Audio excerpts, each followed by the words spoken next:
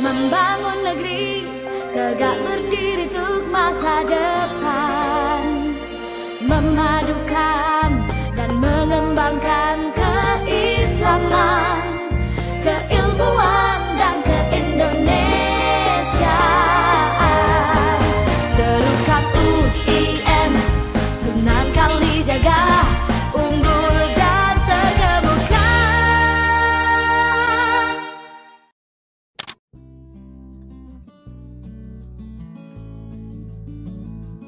Assalamualaikum warahmatullahi wabarakatuh. Para pemirsa Civitas Akademika UIN Sunan Kalijaga Yogyakarta, kita kedatangan tamu istimewa, Pak Rektor UII Universitas Islam Indonesia, yang sekarang ini kampusnya banyak sekali, rumah sakitnya juga banyak sekali. Jadi Prof. Fathul, kita ini merasa bahwa UII ini lebih tua dari kita, dan kenyataannya kan begitu. UII kan induknya UIN dan induknya UGM. Dulu sebelum sebelum dibagi dua, tapi Yayasan UII tetap berjalan ternyata setelah ini. Jadi ya maklumlah ya. Dan kebetulan Rektor UIN juga Rektor UII kan, yang Pak Zaini, Pak Yani Dahlan, Prof. Yani Dahlan, dan kebetulan putrinya menjadi Rektor UGM sekarang, Ibu Prof. Ova, Bu Dokter Ova ya, Bu Dokter Ova. Jadi sejarah kita ya cukup dekat ya. Sambungannya sangat tegas. Betul. Oke Prof, untuk memulai kita ingin tahulah dengan Prof. Fathul ini ya. Jenengan asli Jogja ya? Saya Jepara. Oh Jepara, Saya pendatang di Jogja. Pendatang, Sudah agak lama. Baru sebentar, baru sekitar 33 tahun.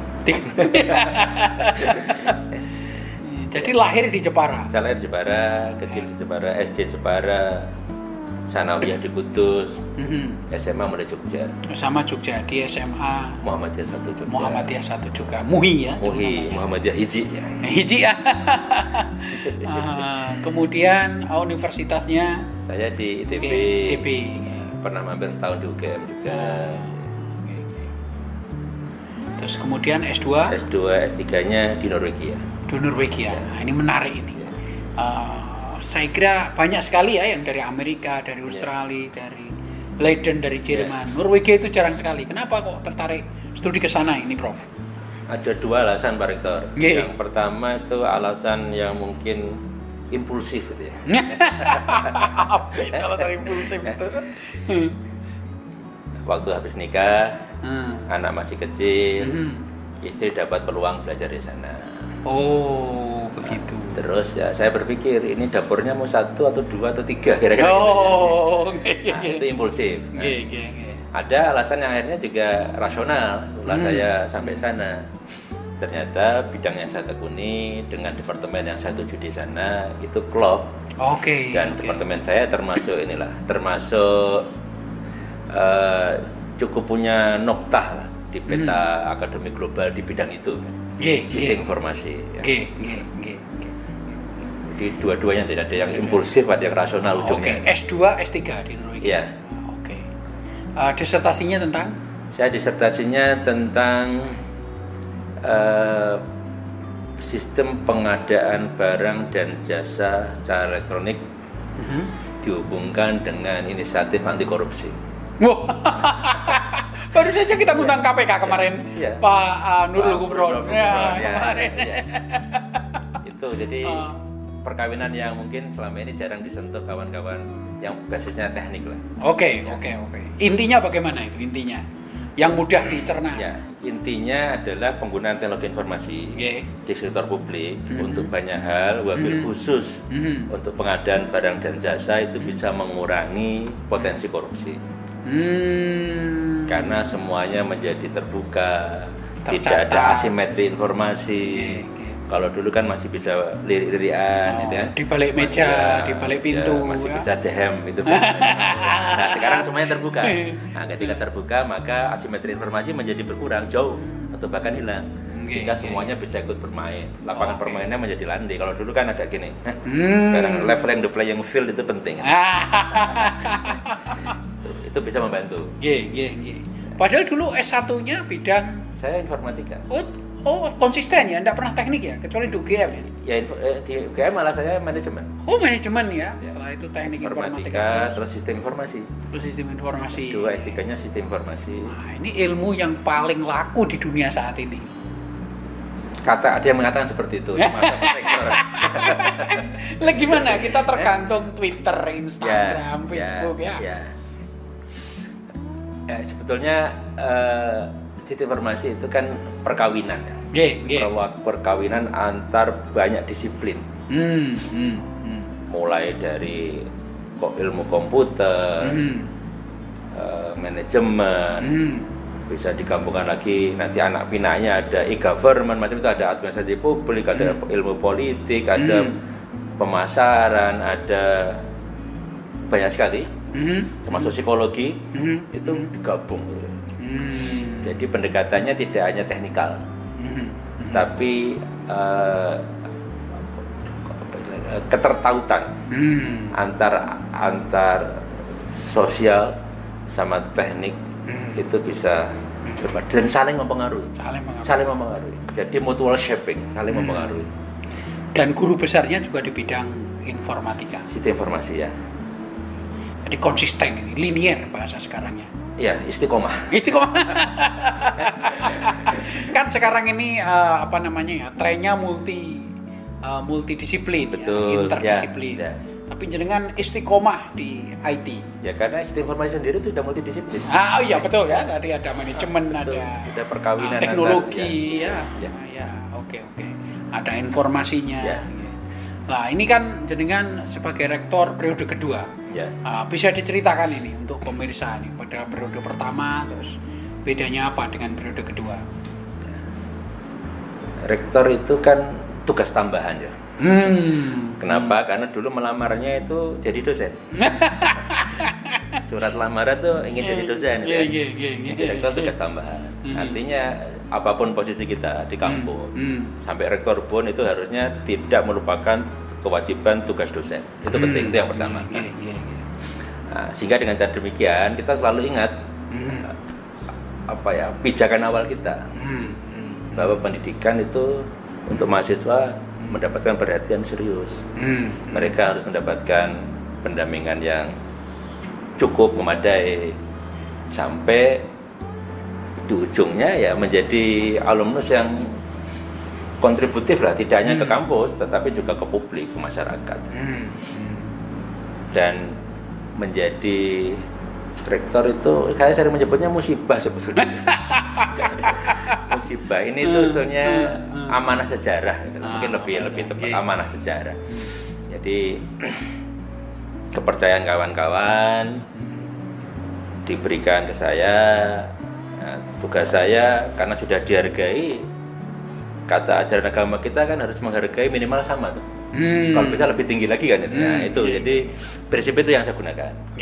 Jadi saya dihargai kawan-kawan, ya, saya akan memberi penghargaan yang lebih pada kawan-kawan dengan cara melayani. Nah, itu sehingga rektor di UI itu biasa kalau dimarahin oleh dosen. Itu biasa, nggak ada masalah lah. Sehingga itu bagian dari memang pekerjaannya seperti itu. Jadi melayani. Nah, dengan cara melayani itu akhirnya ya kalau mau ada yang komplain apa itu ya itu sesuatu yang biasa. Ya kita dengar, kita respon yang bisa cepat, kadang harus kita tabung dulu untuk tahun depan, tabung itu 2 tahun lagi kan gitu. Jadi semua itu bagus. Cuma ada yang harus cepat, ada yang ditunda gitu. Jadi semua itu bagus. Iya. Penting itu. Terus dulu kok tertarik menjadi dosen UI itu bagaimana ceritanya? Saya pernah ditanya oleh kolega saya dari Norwegia. Tul, kamu kok nggak jadi dosen di PT yang lebih besar gitu kan? Saya bilang gini, mungkin saya bisa masuk, cuma saya akan merasa lebih bermanfaat itu di UI. Loh, UI bukan kampus kecil loh. Nah, artinya bisa jadi apa istilahnya ya? kesejalanan lah kira-kira itu. Jadi yang ini kan susah dibahasakan kadang-kadang. Merasa cocok, nyambung, kalau bahasa anak sekarang matching kira-kira gitu. itu penting kan itu. Nah, dari nilainya, dari misalkan kesejarahannya itu merasa ada klik gitu loh. Ya mungkin memang tadi takdir saya di sana. Sampai hari ini. Ini. Nah, UI berapa jumlah mahasiswanya sekarang, Bro? Ya, sekitar 28.000 lah. Ya hampir sama. Hampir sama dengan 25.000 dengan kita ya. Ada berapa fakultas? Ada 8 fakultas, kita 51 program studi. Kita 61. Ya, lebih banyak. Perguruan tinggi negeri biasanya lebih banyak. Karena lebih murah. Sama itu punya tugas dari negara tadi. Jadi kalau seperti masa itu buffetnya pilihannya banyak. Kalau PTS kan agak picky kan, agak selektif. Dan lebih banyak fakultas sains dan tekniknya ya. Sebetulnya imbang lah kalau kita imbang. Karena malah kalau kita lihat dari awal, fakultas yang didirikan pertama itu kan termasuk fakultas hukum yang paling terkenal. Ekonomi. Waktu itu ada pedagogik. Satu lagi itu agama. Nggak ada tekniknya. UII mulai menyentuh teknik itu ketika rektornya Prof. Sarjito. Jadi rektor UIN pernah jadi rektor UI, rektor UGM juga pernah jadi rektor UI. Jadi bukan segitiga, ini cinta segitiga. Tapi ya dalam artian yang positif. Antara UI, UGM sama UIN ini harusnya ini sudah punya hubungan apa istilahnya ya, genetika akademik kira-kira seperti itu. Sejak lama ya. Sejak lama. Ya, Prof. Mahfud sendiri sebagai Pak Wakil Rektor dulu ya. Pernah jadi wakil rektor sebelum beliau menjadi Menteri Pertahanan ya. Beliau kan ngajar di Fakultas Syariah kita. Betul.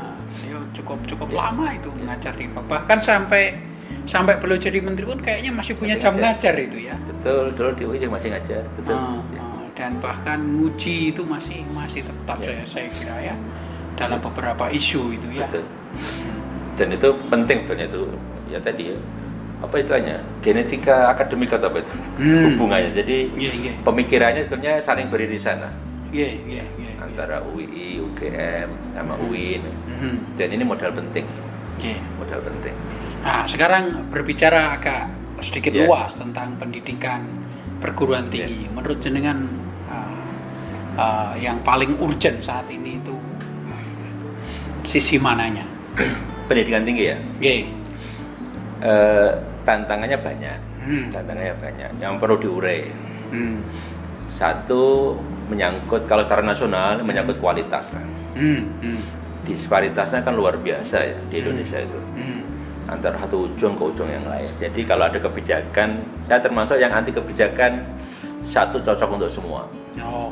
Karena Indonesia itu luas, variasinya luar biasa. Satu kebijakan untuk semua itu agak kurang sip kira-kira gitu kan. Karena kontekstualitasnya menjadi terabaikan. Contoh misalnya sekarang sedang tren ya teknologi tinggi misalnya.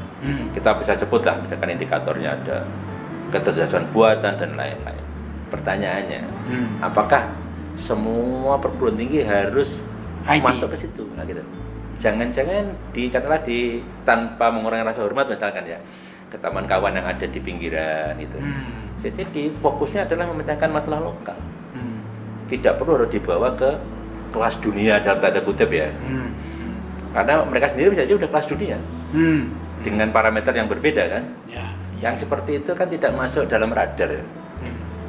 Sehingga akhirnya menjadi tinju dengan tanpa kelas kira-kira. Ini kan repot ini ya. Kelas terbang, kelas bulu dipaksa ke kelas berat gitu.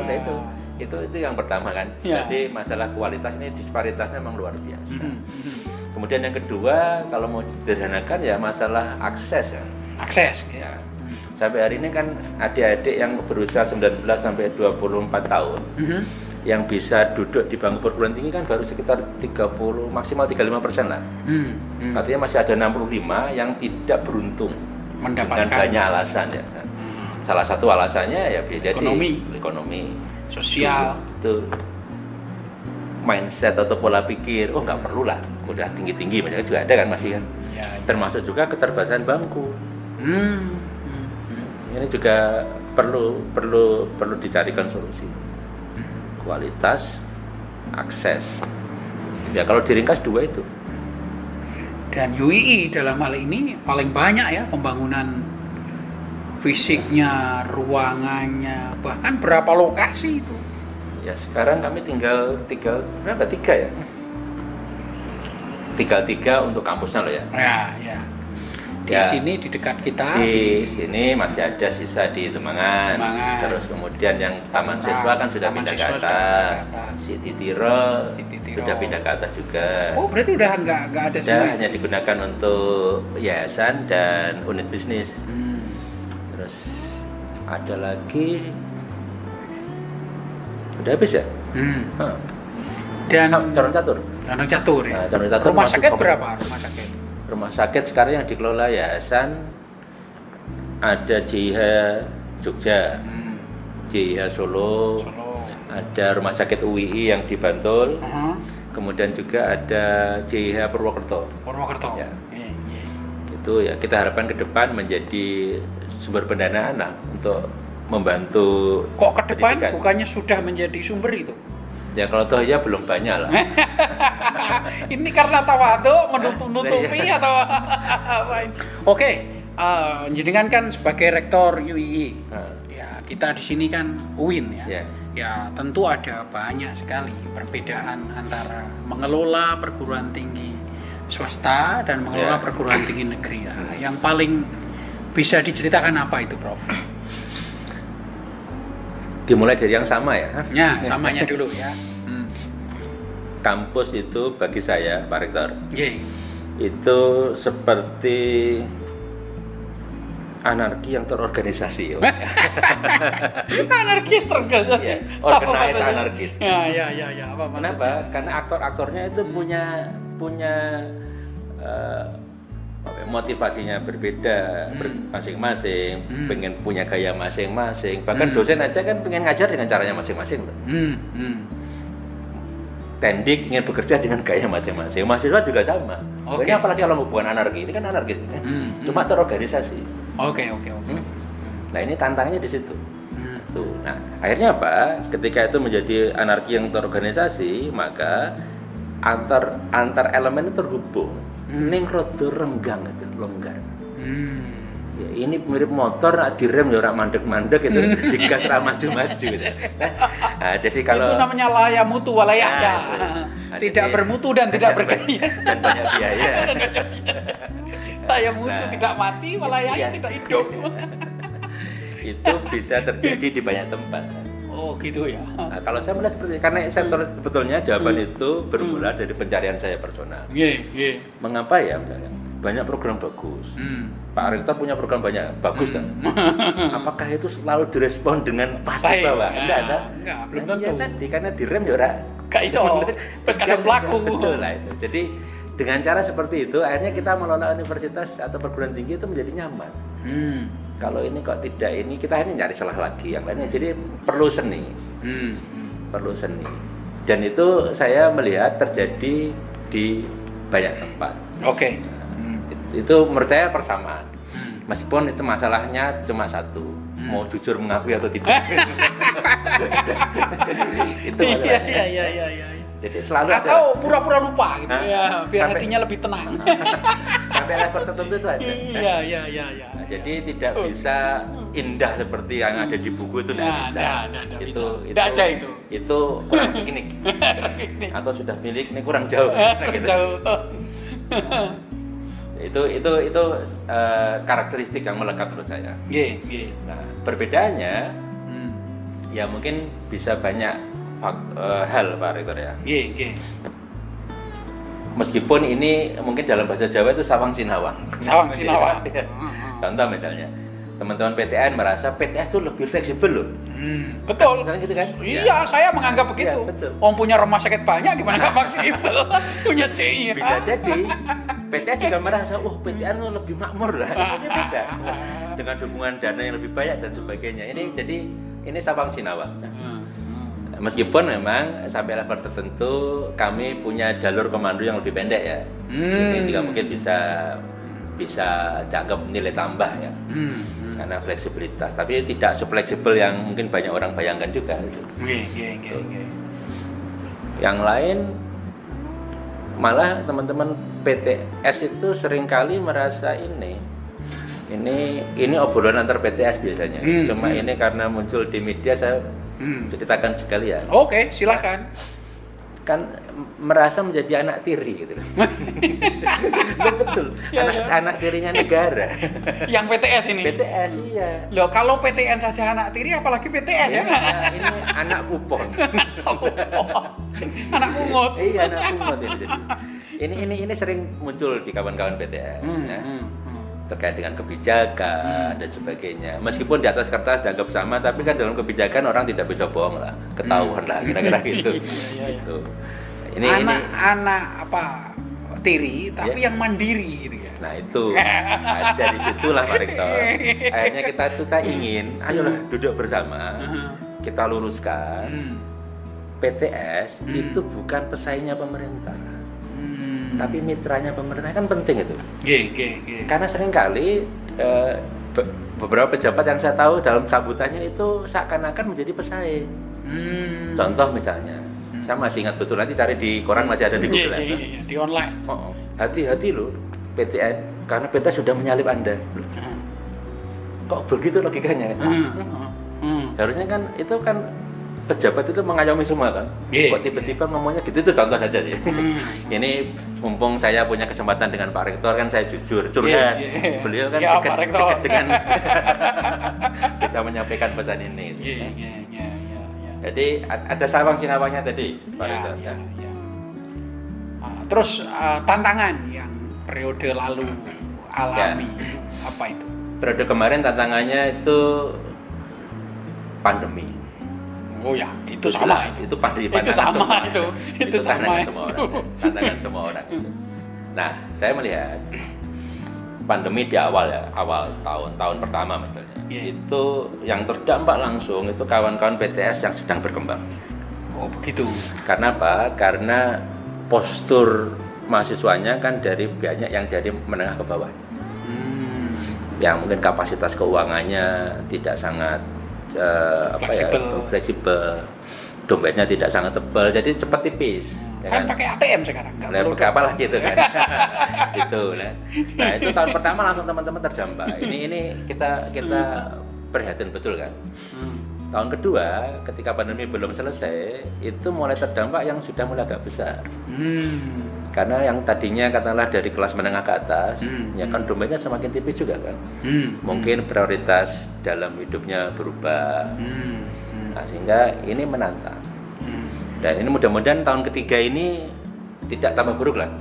Enggak kan? Harusnya enggak tahu. Nah, sehingga itu sebetulnya cukup menggembirakan. Ya, tadi cuma yang perlu kita lihat adalah kembali normalnya mata pencarian, pemasukan keluarga itu tidak bisa serta-merta. Ini kan perlu waktu.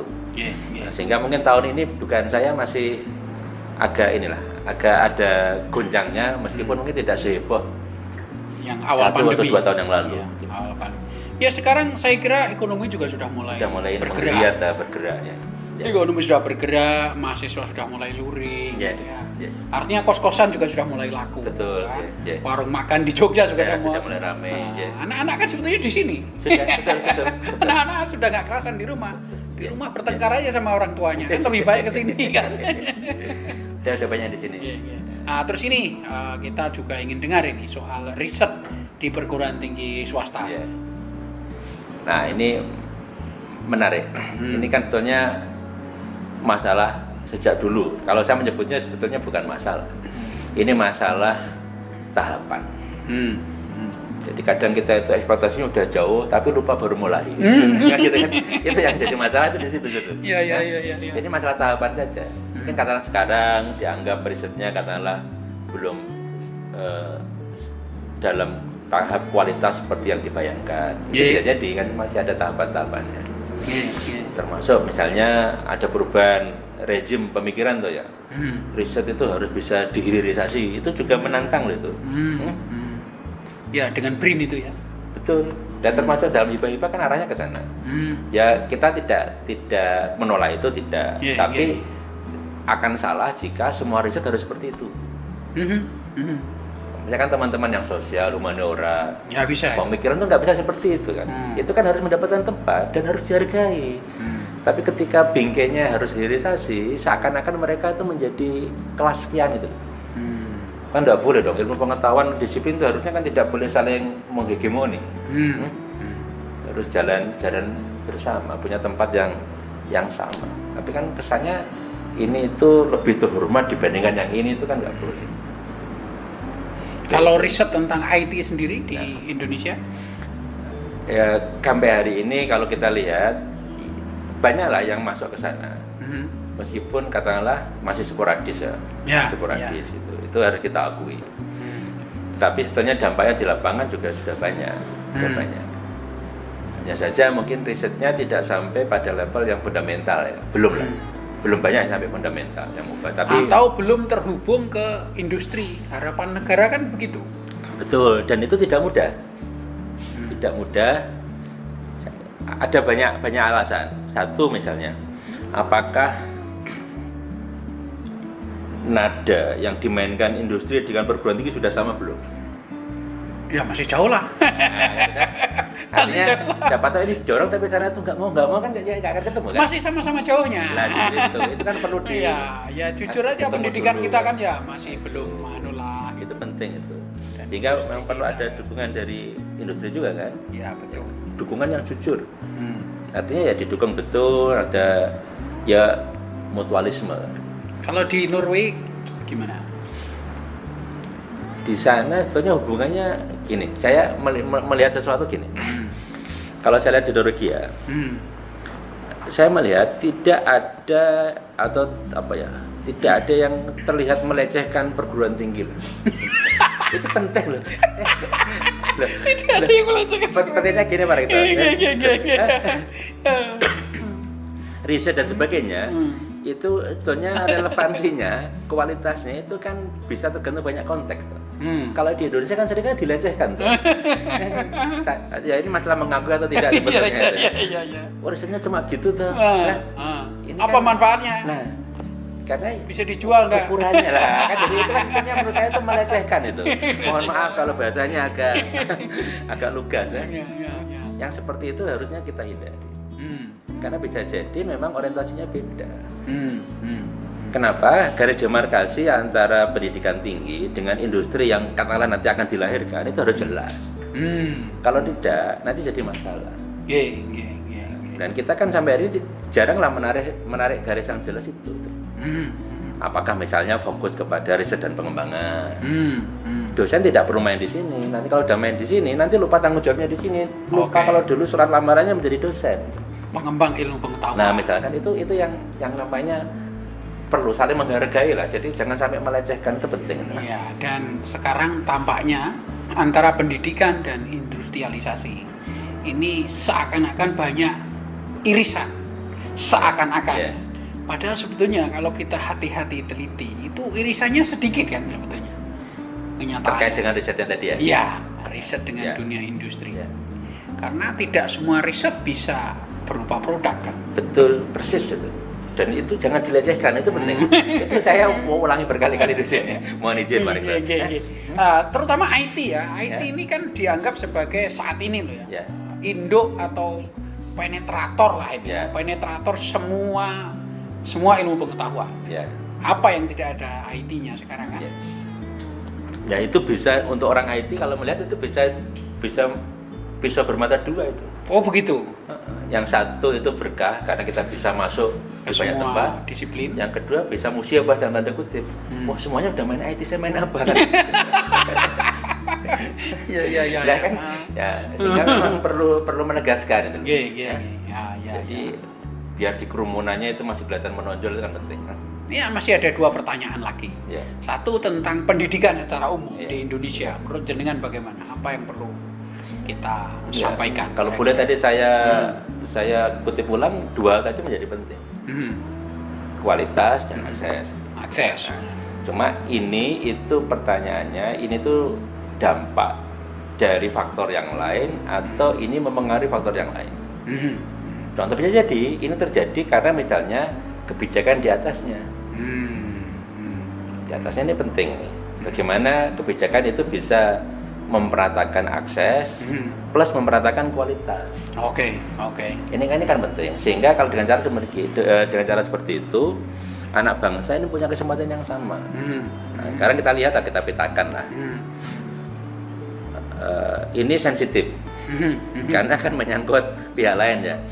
Nah, tapi saya yakin pesan utamanya adalah tadi, kalau misalnya di setiap pulau itu kualitasnya mirip, itu saya yakin kan akan kehadiran perguruan tinggi itu akan menggerakkan banyak hal di sana. Ekonominya bergerak, sosialnya mobilitas, bergerak, ya betul. Mobilitas, dan berkembang semuanya. Horizontal, betul. Vertikal, ya. Tidak hanya 1, 2, 3, 4 tempat saja. Pertanyaan yang terakhir. Ya. Idealnya perguruan tinggi di Indonesia, menurut jenengan seperti apa?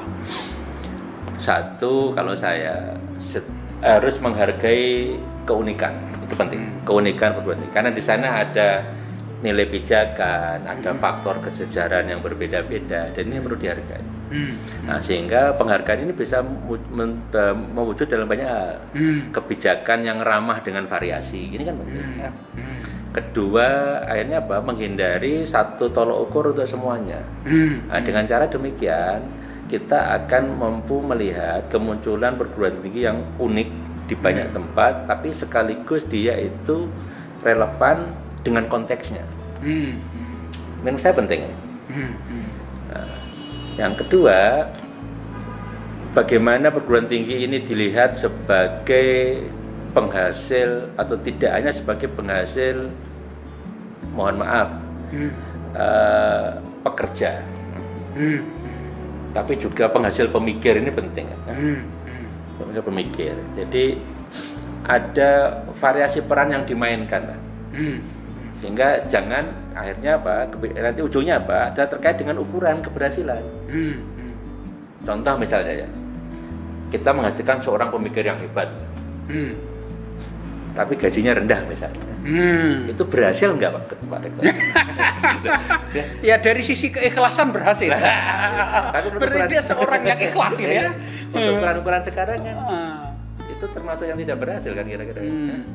Ini contoh. Jadi intinya sebetulnya mencari ukuran-ukuran yang lebih bisa memotret tidak hanya satu sisi gitu. Atau misalnya lah ada alumnus kita perempuan kemudian menjadi ibu rumah tangga, rumah tangga tapi punya kamuflase yang banyak. Dia ngelola LSM, ngelola lembaga macam-macam, tapi sebenarnya ibu rumah tangga, tidak punya posisi formal misalnya. Dianggap berhasil enggak? Itu nggak masuk, itu dianggap nggak bekerja itu. Karena nggak pakai kartu kuning. Nah sekarang masih ada nggak kartu kuning itu? Lapor setelah keluar itu? Kayak dengan terakhir masih ada. Oh masih ada. Saya nggak tahu yang sekarang. Padahal dia berhasil ya, misalnya bisnisnya delivery atau misalnya kayak seperti itu kan. Buka warung lapak. Itu contoh. Artinya kan sebetulnya ukuran keberhasilan perlu didiskusikan lagi lah. Ya. Berapa menit, Mas? Oh, oke. Saya kira sudah luar biasa. Bisa kita sambung lagi pada kesempatan yang lain. Mungkin lokasinya pindah ke UI. Biar kita yang main ke sana. Ini tawaran menarik. Insya Allah kami respon lah. Oke. Terima kasih Prof. Pak Rektor UI, Prof. Fathul atas waktunya, dan para pemirsa sangat beruntung sekali. Semoga menikmati semua perbincangan kita. Jaga diri baik-baik, jangan lupa olahraga, makanya jangan terlalu ketat dietnya ya. Terima kasih. Assalamualaikum warahmatullahi wabarakatuh. Waalaikumsalam warahmatullahi wabarakatuh.